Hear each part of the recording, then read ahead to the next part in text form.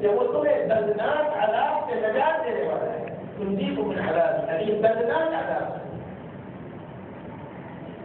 اور اس کے شرائط سن لو. فرمایا تؤمنون باللہ، اللہ پر ایمان لاؤ.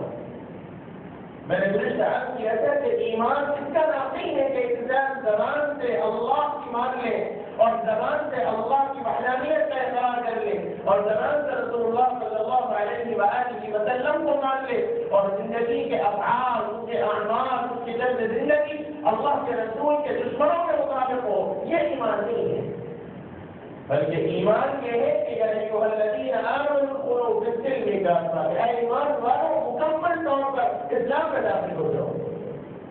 اسی موقع پر یہ بات میں نے عرض کی تھی کہ اللہ تعالیٰ نے اہل ایمان کو خطاب کرتے ہوئے فرمایا کہ اے ایمان والوں اسلام میں داخل ہو جاؤ.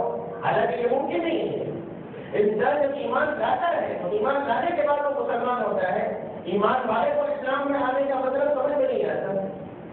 اسی لیے اللہ تعالیٰ نے کافہ کا لفظ استعمال کرتا ہے کہ ایمان والوں اسلام میں داخل ہونے کا مطلب یہ کہ مکمل طور پر اپنی خواہشات، اپنی مرضی، اپنی انا، ان سب چیزوں کو چھوڑ کر اللہ اور اس کے رسول کے مطابق زندگی گزارو. اس کا نام ایمان ہے. اور اللہ تعالیٰ نے یہی بات اس کاروبار کے لیے فرمایا کہ تؤمنون باللہ، کہ اللہ پر ایمان لاؤ اور اللہ کے رسول پر. تؤمنون باللہ ورسولہ، اللہ اور اس کے رسول پر ایمان لاؤ. اور اللہ اور اس کے رسول پر ایمان لانے کا مطلب یہ کہ انسان مکمل طور پر اپنی زندگی کو اپنے خواہشات کے خلاف اپنے اللہ اور اس کے رسول کی مرضی کے مطابق زندگی گزارے. اور باہر رہنے کے بعد عرض کی تھی کہ اللہ کے رسول صلی اللہ علیہ وآلہ وسلم پر ایمان لانا ایک الگ ایمان ہے. ایک انسان اگر رسول اللہ کو اللہ کا رسول مانتا ہے، اللہ کا نبی مانتا ہے، یہ ایک ایمان ہے. لیکن اس ایمان کے ساتھ سب سے بڑی چیز ہے وہ یہ کہ اللہ کے نبی کو اللہ کا آخری نبی تسلیم کیا جائے. یہ بھی ایمان کا خاصہ ہے. اگر انسان صرف اللہ کے رسول کو، حضور اکرم صلی اللہ علیہ وآلہ وسلم کو اللہ کے نبی تو مانتا ہے لیکن اللہ کا آخری نبی نہیں مانتا ہے، تو ایسے آدمی کا ایمان نہ ہو سکتے بلکہ وہ کافر ہے. اللہ کے رسول کو اللہ کے نبی مانے اور اللہ کا آخری نبی مانے اور اس بات کا اعتقاد اور یقین رکھے کہ اب نبوت کا دروازہ ختم ہو گیا، کوئی نبی نہیں آنے والا ہے. اور اگر کوئی نبوت کا دعویٰ کرتا ہے کہ اللہ کے رسول کے بعد بھی کوئی نبی ہے تو وہ دنیا کا سب سے بڑا ملعون، دجال اور جھوٹا ہے. جس پر ایمان اور اس پر یقین ایک مسلمان کے لیے ضروری ہے، اس سے بغیر ایمان نہ مکمل ہے. اللہ کے رسول کو بحیثیت نبی کے ساتھ ساتھ اللہ کے رسول کے ساتھ خاتم النبیین پر ایمان لانا ضروری ہے کہ اللہ کے نبی آخری نبی ہے اور آپ کے بعد کوئی نبی نہیں آنے والا ہے. یہ بھی اعتقاد ضروری ہے. تؤمنون باللہ، کہ اللہ پر ایمان لایا جائے. اور شاید کسی موقع پر میں نے عرض کیا تھا کہ یہ موجودہ زمانے کے جو احمدی فرقے کے لوگ ہیں، قادیانی ہیں، یہ امت کے سب سے بڑے دجال ہیں. ان کے کفر پر عالم اسلام کا مستقبل کہتا ہے کہ یہ کافر ہے. ان سے تعلقات رکھنا، ان سے کاروبار کرنا حرام ہے. یہ داخل ہے کہ آپ کے اللہ کے رسول کی نبوت پر ڈاکہ ڈالنے والے ہیں جب مرزا غلام احمد قادیانی کو اللہ کا آخری نبی تقبل کرتے ہیں. شاید بہت سے مسلمانوں کو یہ احمدی فرقے کے متعلق کچھ علم نہیں ہے. اور افسوس کی بات اور بہت ہی گران قدر بات یہ ہے کہ ہمارے مسلمانوں کو بھی اس بات کی فکر نہیں ہوتی کہ ہم اپنے عقیدے پر توجہ رکھیں.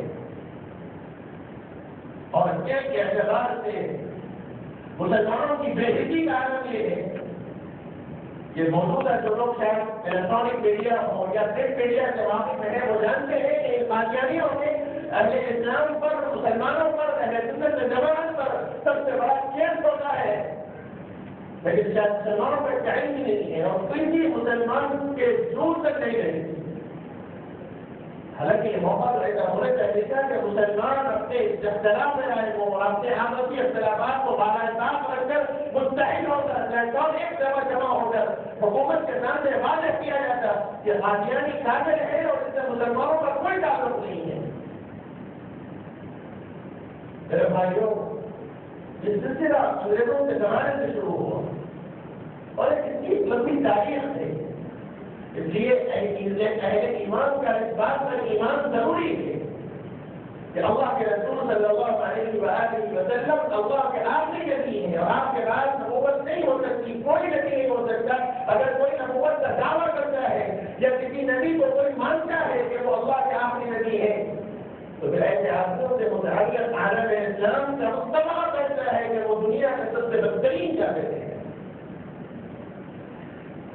اللہ کا ایمان ایک کاروبار کے لیے اور اللہ کی طرف سے بتانے کے بزنس کے لیے کرتے ہیں کہ تؤمنون باللہ، اللہ کا ایمان لاؤ اور ہے وتجاہدون فی سبیل اللہ، اللہ کے راستے میں مکمل مجاہدت کرو۔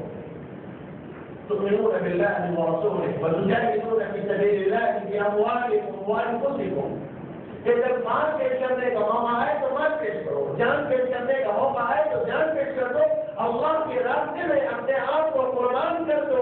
یہ اس کاروبار کے شرائط سے کرتے ہیں۔ تؤمنون باللہ ورسولہ وتجاہدون فی سبیل اللہ باموالکم وانفسکم۔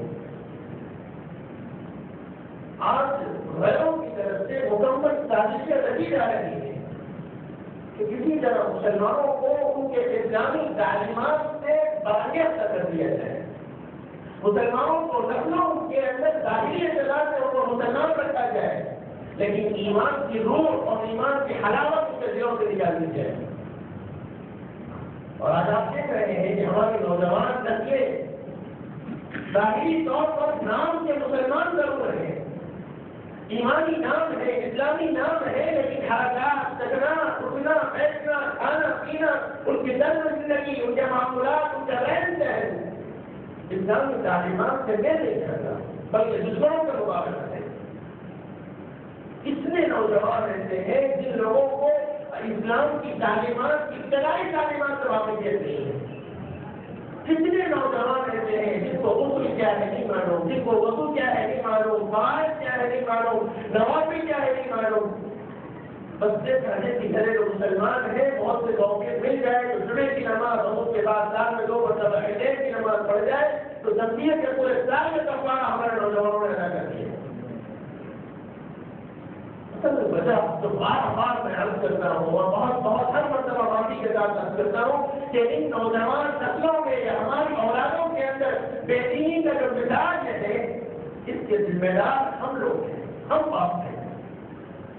ہم نے اپنی اولادوں کو انگریزی اور گورنمنٹ اسکولوں میں داخل کر دیا، جس کے نتیجہ یہ ہوا کہ ظاہری اعتبار سے تو ان کو مسلمان رکھا گیا، ظاہری اعتبار سے ان کو اہل ایمان رکھا گیا، لیکن حقیقت یہ ہے کہ ان کے اندر سے ایمان کی حلاوت کو ختم کر دیا گیا۔ میرے بھائیوں بار بار بات عرض کرتا ہوں کہ خدا کے واسطے اپنی نسلوں کی ایمان کی حفاظت کیجیے اور اپنے چھوٹے چھوٹے بچوں اور اپنے معصوم بچوں کے لیے ایسے اسکولوں کا انتخاب کیجیے جہاں دین کی تعلیم دی جاتی ہو۔ انگریزی ضرور پڑھائیے، آپ اپنے بچے کو انجینئر ضرور بنائیے، آپ اپنے بچے کو ڈاکٹر ضرور بنائیے، یہ بھی دین کا وقت کا تقاضا ہے۔ جو لوگ یہ تقسیم کرتے ہیں کہ دین کا علم کچھ الگ چیز ہے اور دنیا میں علم الگ چیز ہے، بہت ہمارے پاس علماء کے کہ یہ تقسیم بالکل غلط ہے۔ ایک عالم دین اگر 10 سال علم دین حاصل کرتا ہے اور اس کا مقصد اگر دنیا کمانا ہے، سامنے والوں کے بعد اپنے آپ کو علماء والا کہلانا اگر اس کا مقصد ہے، اگر وہ 10 سال اور 12 سال عالم کورس کر کے مقصد اللہ کی رضا جوڑی نہیں ہے تو اس کا علم اس سے منہ پر مار دیا جائے گا۔ اللہ کے نزدیک ایسے علم کی قبولیت نہیں ہے۔ اور اس کے مقابلے میں ایک نوجوان اگر انجینئر بنتا ہے، ایک نوجوان ڈاکٹر بنتا ہے اور اس کا مقصد یہ ہے کہ میں یہ علم حاصل کر کے امت کی خدمت کروں گا، علماء کی مدد کروں گا اور اپنے دینی اعتبار سے میں کام کروں گا تو اللہ کے نزدیک اس کے اس جذبے کا ثواب ہے۔ مقصد صرف نیت کا بات ہے۔ اس لیے خدا کے واسطے اپنے بچوں کو آپ تعلیم ضرور دلوائیں، لیکن اس تعلیم کے اندر دین کا استعمال ضرور کریں۔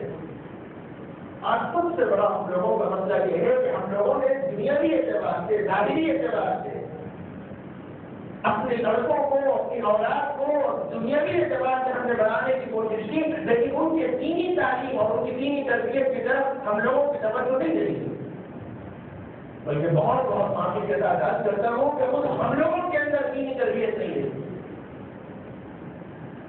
آج ایک باپ